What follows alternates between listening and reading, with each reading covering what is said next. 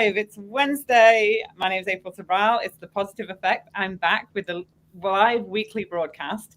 And I'm really excited today because I've twisted up the show a little bit. We've got somebody really interesting on the show, not our traditional kind of retail leader. So I'm really excited to have you on, Garth, today. So thank you so much for joining us, first of all. Thank you for having me. I definitely was looking forward to this. I think it's a good thing that you do. And so it's awesome that we have the platform to share a lot of this information. Yeah. So before we get started and jump into your journey, and, I've got a ton of questions that I want to ask you today and pull out of your brain. I just want to get us set up. So if you haven't been with us before, put your name in the chat. Tell us where you're coming from. We love that because we can go back and have a look at it afterwards. And then make sure you share this. I'm going to keep saying this. I'm going to say it at the end of the show as well. Share this, tag somebody in your retail network or beyond your retail network that wants to learn about leadership and their career development. And also, if you're coming back, thank you for coming back. And we welcome you back. And just share any insights that you gain as you go through and listen to this, because we love to know what you're learning from these conversations, and that we can make comments afterwards. We'll go back and have a read afterwards, because these conversations are golden. I wish that I had these conversations and these kind of resources when I was growing up through retail. We were talking about that a little bit just before we got on the show, right? Yeah. So, but before we jump into your story, just introduce yourself. Who are you? I found you on Instagram, which is really awesome. So yeah. So my name is Garth Voisin. I originally started off in retail with some leadership in retail. I think, based on stuff I wanted to change certain things. It has taken me from being of service in one area into another area. So now I do leadership chronicles and leadership coaching, trying to help to leaders to build a culture where they are in terms of culture for success. So that's part of what I do right now. I've done a lot of other things. We'll talk more about that, I think, a little bit later on. Yeah. But one of my main things right now, I'm the founder of the DMN Project, which to me is also a leadership role. I do leadership workshops and coaching, and I'm training development for a company where we recruit people and help them to remain in a job, mostly retail, so that they have a better working dynamic and be able to have a little bit more longevity. Oh, that's amazing. Anybody that's supporting retail leaders, I just applaud, because it's a very challenging career, especially right now with what we're living through. And I mean, I was touring some stores last couple of weeks, and it's a real challenge. So, you said, you just alluded a little bit to, you started off in retail. So I want to pull that out of you a little bit so that we can get an understanding of, how you got into retail. How did that start? And then how did you get into it? And then, what did it teach you? Because retail is an amazing opportunity to learn so many things. And I love hearing people's story of how they got into it. Mm-hmm. First of all, was it accidental? Was it intentional? My friend Ron Thurston wrote a book about that. And then tell us about that journey. Initially, and it's funny because when it came to retail, I stumbled upon retail management because there was this place I would go to often. And customer service there was not that, I guess it wasn't that good. I think too, I saw from observation, I saw in terms of the way how the teams were, in terms of how the culture was. And I was like, you know what, I already come to the store a lot, and maybe I should try to see if there's any openings in terms of leadership, and funny enough, try to change certain things in a positive way. So that's why when people ask me about retail, I went into retail to be of service without even knowing that I was going to be of service, because I just wanted to make sure that the culture was good. And people, we spend so much time at jobs. Why not enjoy what you do if you spend most of the time there? So that was retail for me. I jumped in there, but that took me to other retail jobs, which really helped me and developed me to become a leader, and not just have the title as a manager, but mainly a leader who would help to take the team to where they need to go, or be part of the team as well. And kind of get them to understand what the end goal would be like. So who did you work for, just out of interest? I started off with Finish Line. Okay. And then I actually, Target opened up a couple stores in upstate New York, and it it was really awesome to join that team as well, because they found me at Finish Line. Okay. And then, because what happened, they came in earlier, they saw the culture when they came in before that. When they saw me there as a leader, they actually liked how the culture was. But it was mainly the team. The effect was mainly from the team. So when they saw that, they asked me if I wanted to do that. They would just open up a couple of stores in Poughkeepsie, upstate New York. And I actually took the opportunity to go with them and then do a couple of departments, lead departments, So it was good. And then I transferred from there to Atlanta, which I actually still stuck with Target, and did some more leadership there.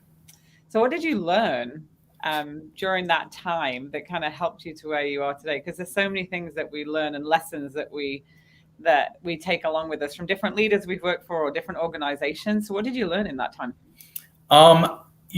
Funny enough, I learned what good leadership looks like and what bad leadership looks like. And the reason why I said that is because in one place, the leadership was management. And I would say when I got to Target, it was really, really, really different.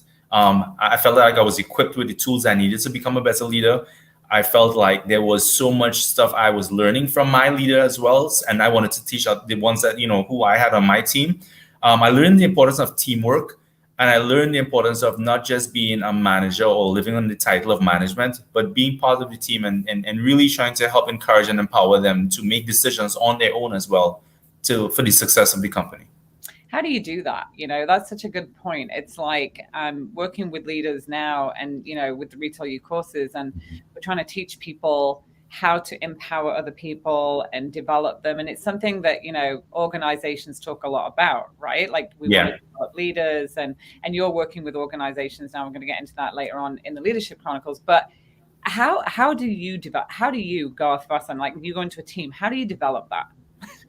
I think one of the things that we've been missing for a long time is the why behind stuff. We try to tell people what, where, when, but we hardly tell them the why behind it. So my job is to come in there, get everyone on the same page, and let them know the why behind it. Let them know also that they each have an important role to play, which I think helps them to feel as though that's what normally empowers them initially. Because then they always feel like, okay, well, we sometimes feel replaceable. We sometimes feel like, and people have said that to them. So when you get into a team that has been a little bit despondent on trying to strive towards success, you try to empower them by making them understand that they're all a part of the puzzle, and also trying to educate them as well as empower them, because you want them to know the why behind why we're doing these things instead of just go do that. So I always talk about delegation. There's a lot of delegation happening in management, but in leadership, there's not just delegation, there's more discussions.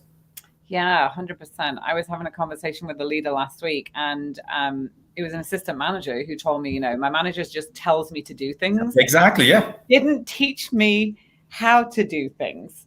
And I was like, oh, that kills me, because then, if your manager leaves and you're in that situation, what do you do? What do you do? Exactly. So that's where the why comes in, because you want to know the why. What is the why behind this? Because then you might have a good suggestion of how to get to the end product. And I may not even think about it. Even as your leader, I may not think about it. And I think that's why I said there's a little bit more discussion and less delegation, especially when it comes to teams, because it's all about the team. It's all about getting them to understand why are we striving so hard to be the best in customer service? Why are we striving so hard to make sure that when the customer comes in, they leave with such a good impression that they want to come back and they want to tell people, hey, you should go to that store, or that retail outlet, because they have such good customer service, which is something that lately, we definitely need to work on. Yeah, we need to work on now more than ever. I can say that. I think it's tough just because of staffing and all kinds of things going on, and social distancing and everything that's been happening, and recruitment. And yeah, it's been a tough ride.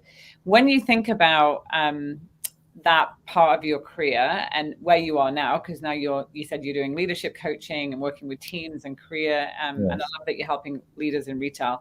But like, was there anybody that taught you? I mean, I always ask this question, but like, who was there anybody that taught you a pivotal lesson that you could share with us that everybody else could learn from? I mean, I was interviewed on a podcast the other day. It came out yesterday, and they asked me about the $1 Million Chocolate Bar story, because I have this $1 Million Chocolate Bar story about a boss that worked with me that raised the goal, something that I thought I could not achieve, to a goal, and then I surpassed it.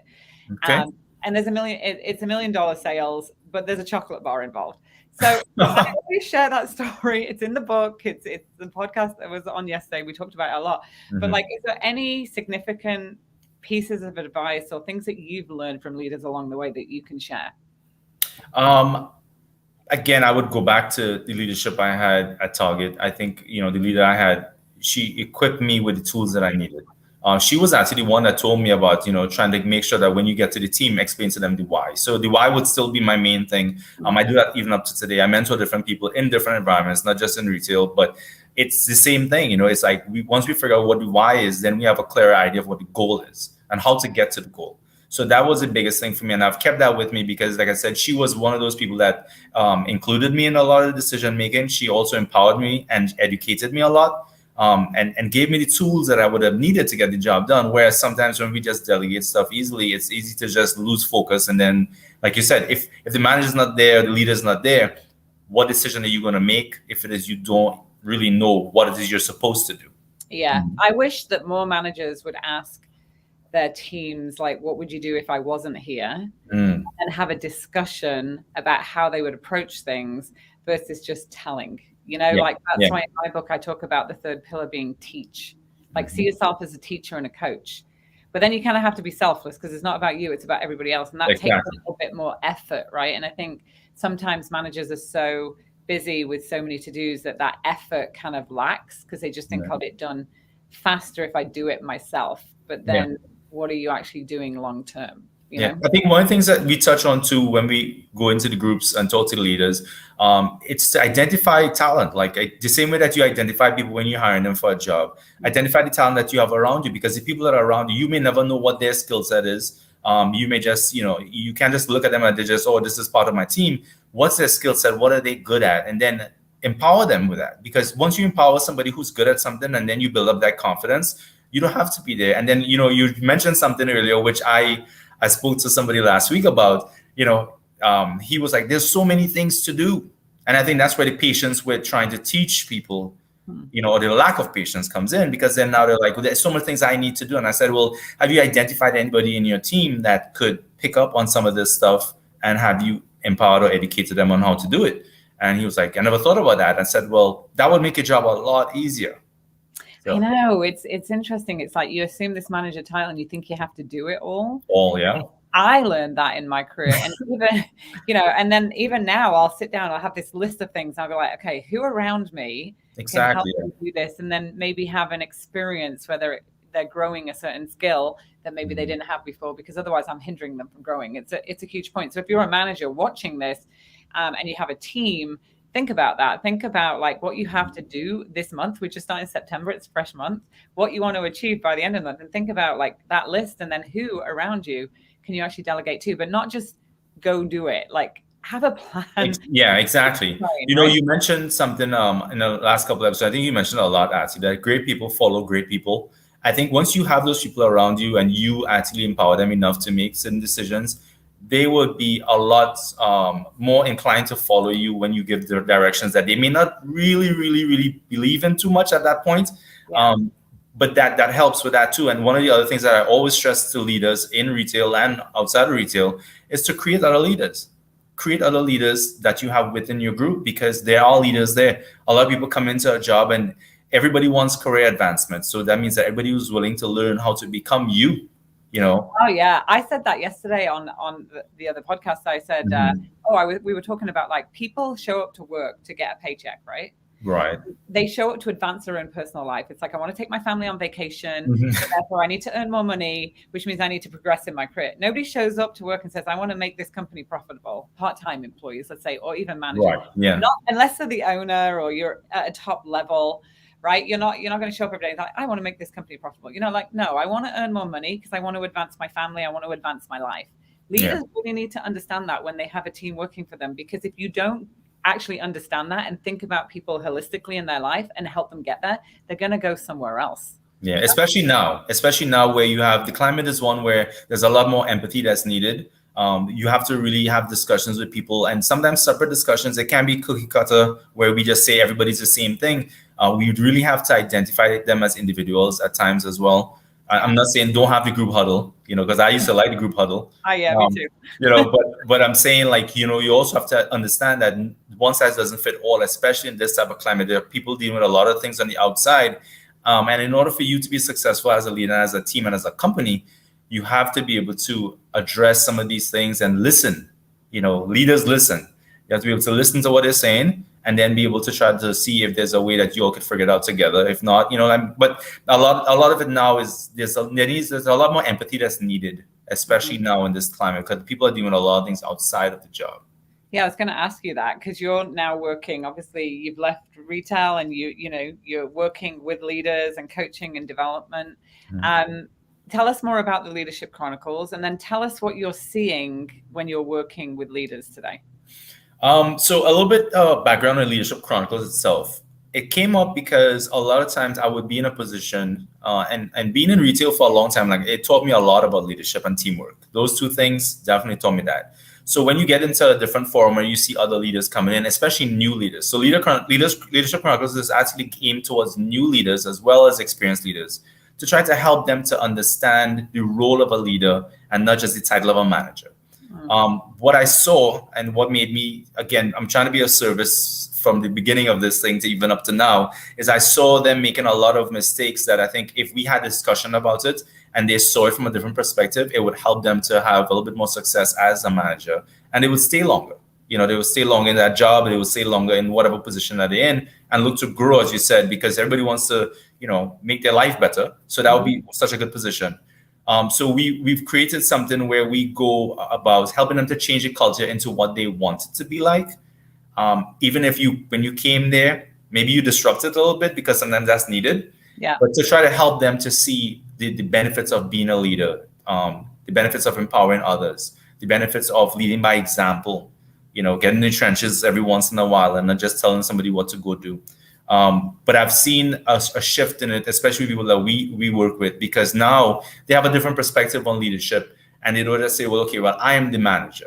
I went into a place one time and the guy said, nobody knows I'm the manager here. I'm like, really? I was like, no. They don't even know I'm the manager here. They just feel like we're just one big team working. Right. I'm like, well, that's what you want. Yeah. You don't want to just walk with someone that says that you're the manager. You want to actually make sure that the team is successful, because at the end of the day, it's all about the team, and the team will bring you to the finish line.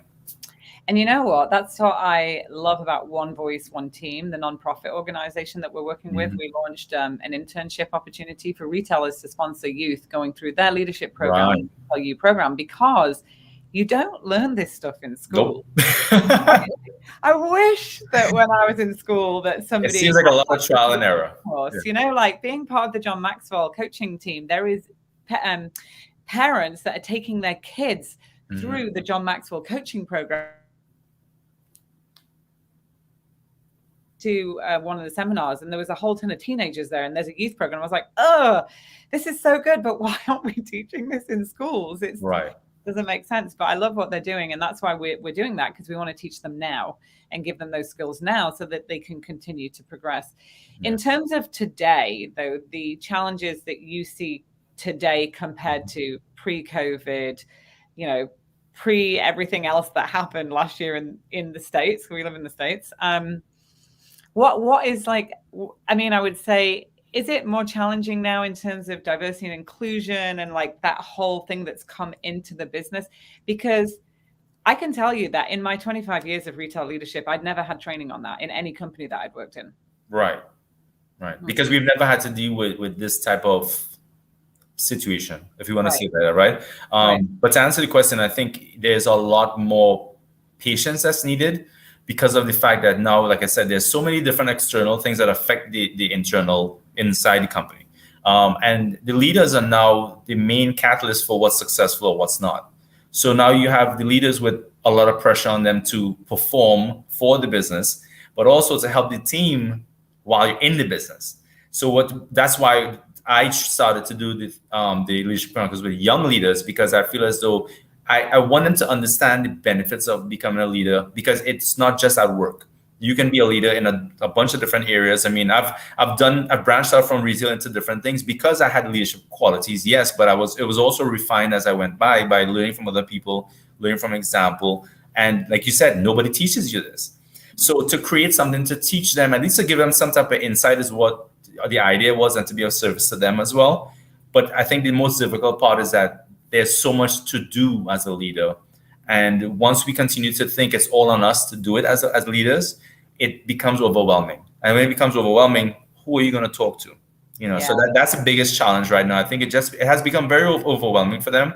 And this is why stuff like this, like what you're doing, is important, because it gives them a different perspective. I think that's the main thing. The main thing is you want to give them a different perspective on it. Yeah, 100%. I mean, there's so much work to be done. It's funny because I say, people ask me, I just asked you that question, what's different now than what was, it's the same stuff. It's the same kind of stuff. It's more about being more patient or empathy. But if I think back to like what worked 10 years ago, it was patience and empathy. It was the same skills, I think. But I just guess now there's more transparency or like a spotlight on it, because there's more focus on it now. Yes, because now people have alternative, like they have a lot of options to do different things. So if you want to really hold on to the team, and especially when it's a good team, like, one thing I dislike seeing is people who are good people or talented people on a team leave a team to go somewhere else.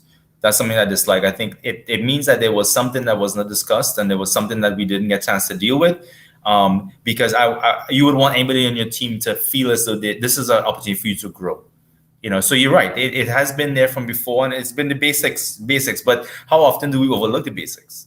I know, it sounds like common sense, but I mean, I was having a conversation with my dad in the car the other day, and he was like, I feel like I keep repeating the same cycle. Like people talk to me at the beginning of it, and then down the line in the relationship, the conversations start getting less. And I'm like, well, why do you think that is? And he's like, I don't know. I said, well, are you listening? Because usually people stop talking when somebody's not listening to them, right? There's a really good quote around that. Like, if you have a team that's not talking to you and not challenging you, and they're stopping talking, don't think it's because they agree with you. It's because you're not listening to them, so they don't feel heard. And feeling heard is the number one thing that all of us want innately. We all want to be heard. We all want to be valued. So, for leaders now, I think you have to really have this ear, and you have to kind of almost, I don't know, I have this thing that when I walk into a room, I can kind of see what's not being said in the room by paying attention to people's body languages and cues. And I can be like, yeah, that person's not okay. The leader's like, oh, I had this great conversation. We had touch base. We had a meeting. It's all good. And then the other people in the room walk away, and I'm like, yeah, no, that didn't go how you thought it went. Right. Like you've got to really be able to listen. So I say that's why I mentioned earlier that leaders listen, especially now. You have to listen. And again, you rely on the team to bring you to that line. So if it is you're going to rely on the team, you definitely have to pay attention, and you have to listen to exactly what's happening there. Because sometimes we get so caught up in different things that we miss those things, and then it's only when it comes to the end that we're like, oh well, I didn't even know, or somebody else tells you, hey, so and so was happening. You're like, really, I didn't even know about it. So. Yeah, it's like, I always used to walk into stores, and people in the stores would tell me a lot because I listened, asked questions, got really good at asking questions. And then, I talked to the leader of that region or whatever, and they'd be like, how do you know all that stuff? I work with these people every day. I'm like, well, you're not listening, or you're not asking really good questions. I really, truly believe that as a leader, you have to learn how to ask questions, and you have to have this list of questions in your toolkit that you can ask, and probing questions like, tell me more about that. Tell me what you learned from that. Tell me. What do you think? What do you think? Yeah. So is there any good questions that you use that you can leave us with some golden Garth Voisin? I always think one of the things, and I want to go back a little bit quickly to what you said just now about coming, because I used to have to visit different locations in the fitness industry, and I also had somebody that would visit my locations that I was overseeing. And the thing is that when they come there, a lot of feedback that you get from them, for me, was good, because we understood what the culture was at the club, and we understood what was needed. And when they go to other places, they get so much feedback from people that work there, because they feel now there's somebody else, like an outlet to talk to. I think that's one of the things that I took from there too, and I try to make sure that people understand that you want somebody to visit where you are, and you also want them to leave there saying, okay, they're good. They're good, because there's always things you can work on, but you want them to leave there. And if somebody comes to you a lot to tell you things that are going on inside of a place, it means that they're looking for an outlet, and you're not that outlet. What would be the other thing I would say is that, questions I ask when I go into places, I always ask people, hey, what's the best part of this job? Like, what's the best part? And some people have one answer, some people have a couple of answers, but when people have an answer, and you sense the passion in their answer, then if somebody really enjoys working here, which means that person is maybe somebody has more relationship with the leader or the manager. That person is a little bit more open, more vocal about stuff, and he or she's being heard as well, because the leader is listening to them. So that's one of my main things. When I walk in, I observe the culture a lot. I normally go to a place and I walk in and I try it out first as a guest, Right. to kind of get a yeah. I love that question. What's the best thing you love about Yeah, working? I mean, because you're there every day. If you don't have anything nice about where you work, or you don't have anything that you love about what you do, then there's a disconnect, and then that's something that disappears. I think like if I was a district supervisor or a regional director or whoever, like an executive in a retailer right now, I think I would think about that question really deeply, because it assesses culture. It assesses exactly what their leader's doing, as opposed to walking in and normally saying, so how are your sales results? What are the customers telling And you? that's one thing that's one thing that I also had to imagine, that when he came in, he never asked about that kind of stuff. That stuff was the office conversation.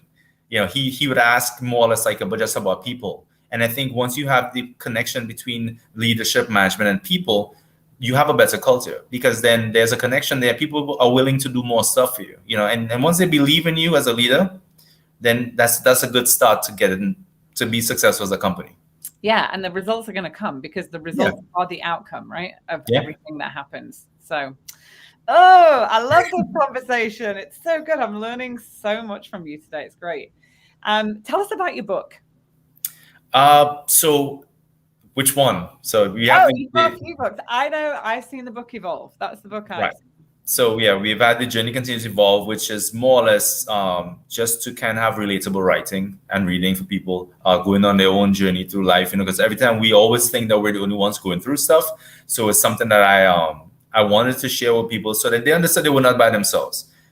As for the Leadership Chronicles, so Leadership Chronicles book is actually completed and has to be published soon. So you are the first person that's on here that's actually hearing about it. Again, it really originated from the fact that I felt we were not giving young leaders and new leaders a chance. We were not giving them a chance. We were not giving them a guide, and we were expecting them to accomplish so much. And I was like, how are we expecting all these things from them when we have not even empowered them, educated them, enlightened them? We haven't done any one of the 3 E's, right? So I was like, how could I be of service to them? And that's how the book came up, because I started making a lot of notes. I started having conversations with other leaders, trying to see, pick their brain, like what works for you, and not just what works, but what doesn't work.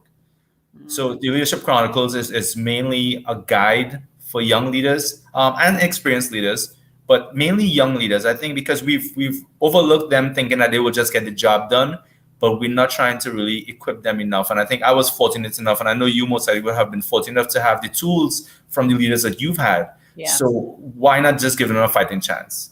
Oh, I love that. I can't wait for it to come out. I'm gonna grab it, and I'm gonna be sharing it with young leaders, because I work with a lot of young leaders too. So that's super exciting. Good for you. And I love that you're taking all of this knowledge and this experience and pouring it into that generation. Have to share.